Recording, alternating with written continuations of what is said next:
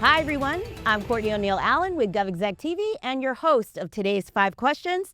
And I'm so excited to be joined today by my guest, Jeff Schrader, who serves as the Vice President of Strategy and Business Development for Lockheed Martin Space. Welcome, Jeff. Thanks, Courtney. Proud to be here. So excited to talk to you about continental defense, which is a basket of topic to unpack here. But before we dive in, can you share a little bit more with us about your background at Lockheed Martin? And then, you've got an extensive career in the industry, so just talk to us more about that. Yeah, sure. Thanks, Courtney, for the time. Again, really proud to be here representing Lockheed Martin Space. I've spent about a couple decades in the defense arena, both on aeronautics side, space side, and all the command and control that goes with that. At Lockheed Martin, I'm responsible for all things growth related. So all things front end of the business, think mergers and acquisitions, think strategy, where we're heading on our long range plan, think partnerships, think a lot of the programmatic strategies on how we're actually driving the missions for our customers. Before Lockheed Martin, I spent some time at Raytheon, General Dynamics, a small software startup, as well as about 14 years in government civilians as a civil servant from the Air Force, primarily focused on acquisition. So I was a budget officer, a cost estimator, and I did a lot of the Hill work with regard to justifying and working with the appropriations staff to fund major weapon systems from effectively every single core function in the Air Force before the Space Force stood up about 6 years ago. So a wide variety of experience, every core function that the Air Force served, and a lot of multi-domain experience, particularly around setting up architectures and weapon systems that counter our adversaries and the threats that we face every day. Wow, so really like a 360 view of everything. I'm sure Lockheed is grateful to have you on board. You talked about kind of looking forward and what's next. Based on everything that you've observed in present and thus far, what can you tell us or maybe share about national security missions? And then maybe for focusing again on the continental defense, what can we look towards? Yeah, so we've got at Lockheed Martin Space, we pride ourselves on really thinking about homeland defense as our number one priority.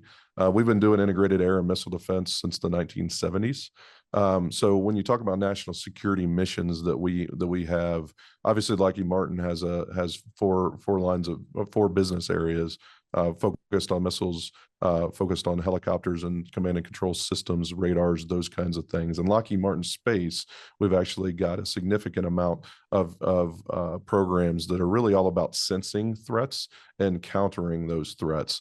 And so when you look at national security, we've got a large business focused on national security space, which looks at everything from the front end of threats, particularly on the integrated air and missile defense side for sensing threats, think ballistic, cruise missile, or now in the new threat landscape, hypersonic missiles, and looking and making sure that we're providing things like critical timing information from those sensors to get to warfighters. And so what we do on the national security side also is look at anything above what we call the von Karman line, which is anything that goes into the atmosphere. So we're also responsible for the sea leg of the nuclear deterrent for the Navy, programs like Fleet Ballistic Missile, those kinds of things. So a very wide swath of national security programs here at Lockheed Space. Wow. So, when you talk about defense and as you mentioned, space, I'm assuming that deterrence is part of our defense strategy at present, which actually segues me into kind of the newest development and I think top priority, arguably, for the Trump administration, which is Golden Dome. Can you help our audience first, maybe for those that are on the surface of this topic or subject, understand what Golden Dome is? And then maybe add to why is it so important at this moment for our defense strategy? Yeah, so our adversaries are operating now at speeds which the public doesn't always see, and when it doesn't get covered. So I really appreciate you pulling us aside and talking today, Courtney. I think the big thing is the threat is real. It's emerging at speeds that are unprecedented, and they have longer range capabilities than we have seen before that challenges the U.S. interior defense advantage. We used to be protected by our oceans, and yes, that protects us to some degree. But when you're talking about threats like hypersonic missiles or intercontinental ballistic missiles that have capabilities that we haven't seen before, the move to really leverage and really push Golden Dome for America is real. I'm going to read a quote from General Gutlein, who's the reporting program manager for the Deputy Secretary of War, that says China and Russia have been building hypersonic missiles capable of traveling in excess of 6,000 miles an hour and maneuvering in endgame, meaning as they're approaching their target. They've been building satellites and weapons that look like satellites on launch, fly around the Earth, and it can navigate to any point on Earth that they want. And the Wow. list of threats just continues to expand. And so I think that quote that General Gutlein shared earlier this year is very important. I think one thing that we need to give context to the viewers and to the nation about is the high level architecture for Golden Dome is really multi-layer and multi-domain. And so when you look at this, you're talking about destroying and effectively deterring and detecting foreign threats, like I said earlier, ballistic, hypersonic, and cruise before they launch, and if necessary, while they are in flight. And so Golden Dome is going to be just a massive undertaking of a significant amount of kit that already exists. I think that's probably the real thing. So the threat is real. The kit exists that we can do this, but really leveraging what we need to do and putting the kit and the capabilities that we've got together already and focusing that in a new way from a command and control perspective. So I would say one other thing that's kind of critical here is, years ago, space was maybe perceived as just a data provider to the terrestrial warfighting entities, and now space is really a warfighting domain. You hear that a lot in the community, but what that really means is our adversaries are treating space very differently, and we need to do things differently to deter, disrupt, and effectively, execute missions in space that we hadn't thought of before. And so, again, threats real. Kit exists. We've got combat proven intercept capabilities that I think are also very, very important to demonstrate. Space is an enabler here.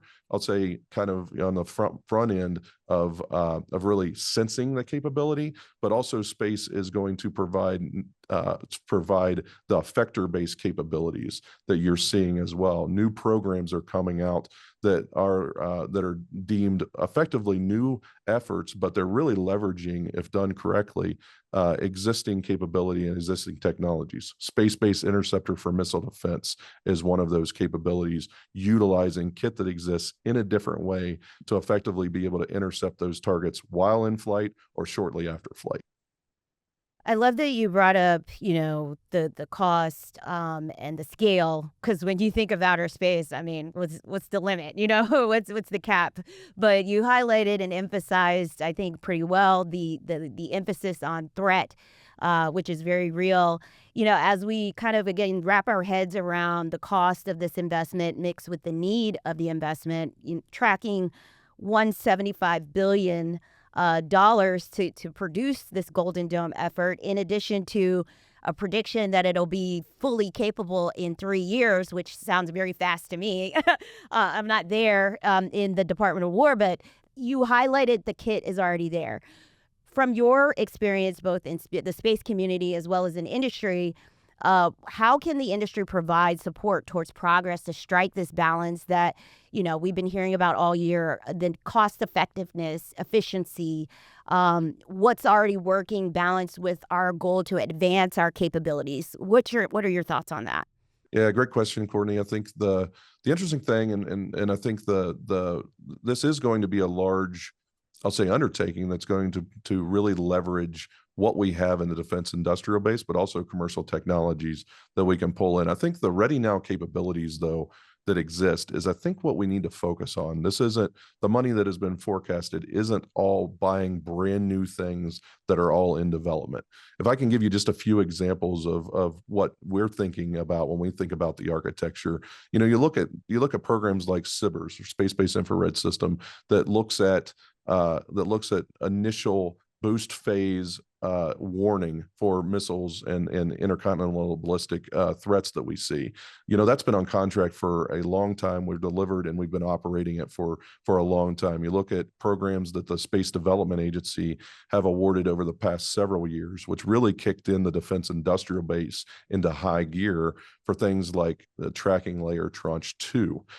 Next Gen OPIR, or Next Gen GEO, is a program that we are going to be delivering that effectively is the next generation of SIBRs to replace those sensing programs, getting more station keeping and a wider view of things that we see in the threat space. But beyond that, that's the space area. I think so that's the sensing, I'll say, layer of things that exist. And of course, our competimates and our colleagues in other industry also has capabilities there. But we've also got advanced radars, right? Long range discriminating radar, or LRDR, the TPY-6, Sentinel A4. We have these systems that have been combat proven in current engagements, right? You look at the the ongoing crises overseas, and these programs have been combat proven. Programs like PAC-3 MSC, THAAD, which you saw defend Al Udeid and our Air Force base there during the counter launches from Iran. And then we're going to have Next Gen Interceptor, which is a future system to intercept intercontinental ballistic missiles, hypersonics, et cetera, in mid-course while they're getting into the end game. There's also programs like next generation laser weapons and non-kinetic effects that exist. And undermining all of that is programs like C2BMC, TOC-L, and the integrated command and control networks that are going to leverage commercial systems utilizing 5G and AI to coordinate all those systems, all those radars, all those efforts that were perhaps built separately, putting those all together. So if you think about how the budget is going to be utilized, it's going to be on integrating all of those things and really looking at a virtual kill chain from subsurface through the space layer to establish a common operating picture. And I think, one thing that we do at Lockheed Martin, and we pride ourselves on this, is being the DoD, Department of War's lead industry partner for U.S. missile defense systems, C2BMC. So it's Command Control, Battle Management, and Communications National Team, which shows that we can partner with others to deliver systems that are relied upon for homeland defense. I think the last thing that I'll mention on this particular area is, although Space-Based Interceptor for Missile Defense could be seen as a new program with a significant amount of development, there's a lot of integration that goes into that. And I'm not just talking about integrating Lego parts. I'm talking about integrating combat proven capability that we can deliver on the timelines that you've just aligned by 2028. And we stand firm that we can actually deliver an on-orbit demonstration of a space-based intercept by that 2028 timeframe. The industry's ready. I think the supply chain is ready. We've been doing this since we had Brilliant Pebbles program back in 1980s. So, again, as you were talking about all these different examples of programs that are already working and implemented, and then thinking about the scale of Golden Dome, there's a lot of factors that go into execution and bringing this to deployment, essentially, outside of cost and technical risk. Oftentimes, in conversations like this, maybe government facing, the government leaders are signaling, or at least trying to industry, what the expectation is that they have around partnership. From your perspective, how can industry collaborate with government partners to help mitigate these risks and move quickly, citing all of the examples that we've already discussed? And then, are there any other examples that maybe you could draw upon through your career that are best practices? Yeah, so my career, just hitting that really quickly. I mentioned the Space Development Agency earlier, just highlighting one key piece. The Space Development Agency had a lot of pushback because of how fast they were moving some things. But what that pushback did was create a defense industrial base from supply chain of, I'll say tier 3 or 4 parts, clear through clear through actually being able to really reduce the risk set for delivering those capabilities. So in my previous job at a different Fortune 100 company, we really leaned into working with a space development agency and looked at what our supply chain needed to do. So at Lockheed Martin, one of the things we've done was kind of do similar to what I had done in a prior forum, but really leveraged investment. One of the big pieces that we look at here is how do we scale for the quantities that are necessary. So if you look at something like space-based interceptor for missile defense, that's going to require hundreds and thousands of parts that are perhaps available now, but might not be at the scale necessary. And so what we've done at Lockheed Martin was we've invested in multiple paths of supply chain, sometimes qualifying folks in a different way that we wouldn't do if it was just one program, but building the scalability and the capacity necessary to deliver this tight timeline, critical national defense capability. I'll share a couple examples of those. We have a space satellite, small satellite processing and delivery center here in Denver, Colorado, right outside, that we call the Speed Center. Now we call it the Speed Center because we've actually really shrunk down the timelines to deliver small satellites. And so we can push out about 180 satellites per year. Those numbers are unprecedented before something like the Space Development Agency really kicked in a lot of funding from the federal government, as well as industry funding to capitalize the capability like that to push small satellites that will be required for this type of architecture and to be able to meet the timelines required to really get after the threat. The other area where we really did some state-of-the-art work, I'm very proud of the space team for this, was our Gateway Center, also here on our Waterton campus, our space headquarters. We invested $350 million in what we call the Factory of the Future, which is packed with a ton of innovations built for versatility. We can move things around. It's a brand new facility to speed production lines. It includes stuff like state-of-the-art high bays and clean rooms that can be utilized for simultaneous programs. Instead of having one program own a particular area, we can actually work multiple programs and really leverage that investment. But I think the big thing isn't just about the scale in the capacity.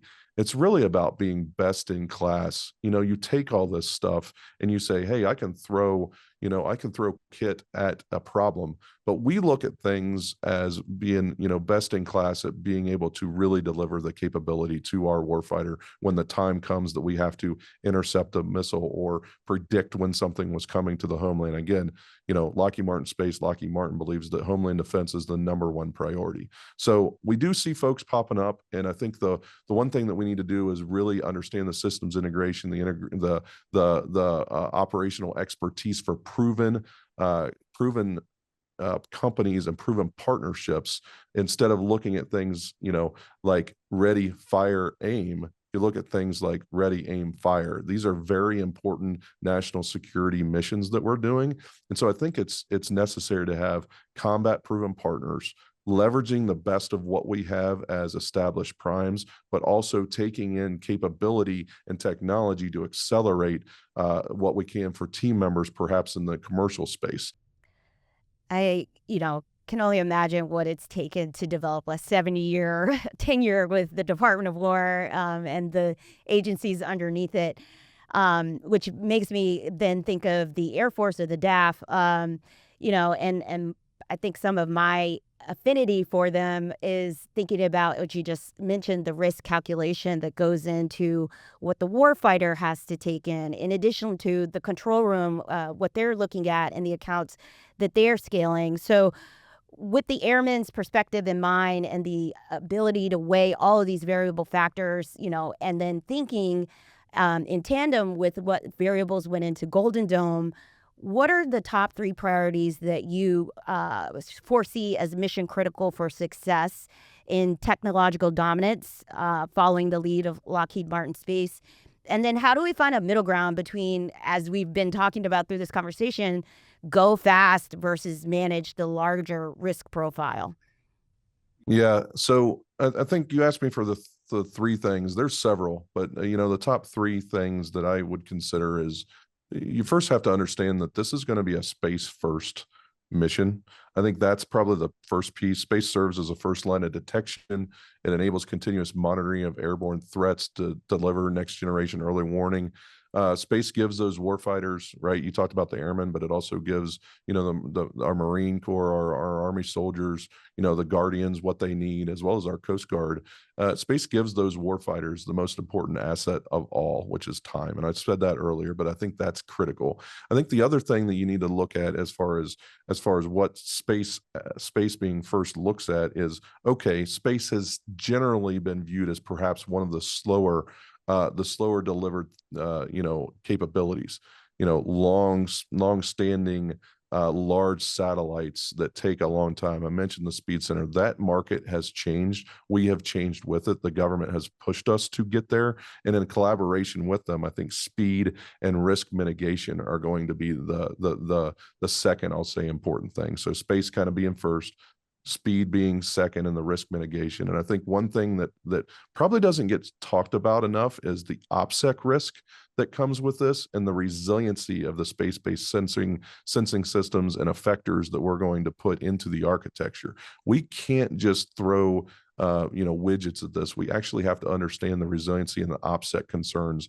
that the government has to put in to protect our nation. That is the most critical things that we do. So I think, again, speed and risk mitigation, space is kind of the first layer of really executing a Golden Dome architecture. And then supply chain is going to be another big one. Supply chain capability and making sure that you go with partners who can actually deliver on their commitments. That's going to be a very important thing to do for this, to really realize not only the time frame, but to also keep this going. This isn't a 3 or 4 year sprint. This is going to be a continuing program that is going to require and unleash the full strength of all industry partners. So I think if we can perhaps pull some of the politics aside from what Golden Dome is and actually really realize that the threat is real, and that this isn't just a 4 year program, this is going to be a program that persists and has to persist because of those threats.